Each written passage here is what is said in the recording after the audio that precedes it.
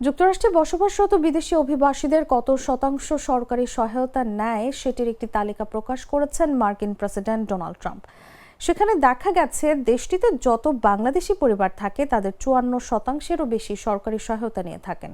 রোববার নিজের সামাজিক যোগাযোগ মাধ্যম Truth Social immigrant welfare recipient rates by country of origin শিরোনামে এই তালিকা শেয়ার করেন তিনি।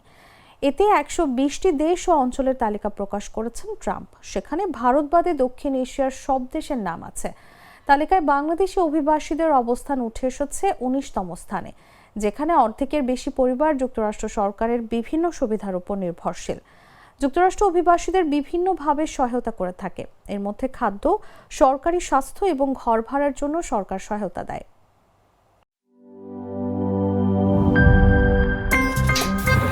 আমার একটা স্মার্ট সিদ্ধান্তে 25% গ্যাসের খরচ কমেছে। ভাবছেন কিভাবে? সাধারণ গ্যাস স্টোভ বদলে আমি এনেছি আরএফএল গ্যাস স্টোভ। এর সাইন্টিফিক নজল ও ব্রাস বার্নার ক্যাপ সমানভাবে তাপ ছড়িয়ে রান্না করে দ্রুত। তাই গ্যাসও বাঁচায় 25%, টাকাও বাঁচে 25%। আরএফএল গ্যাস স্টোভ নিরাপদ ও গ্যাস সাশ্রয়ী।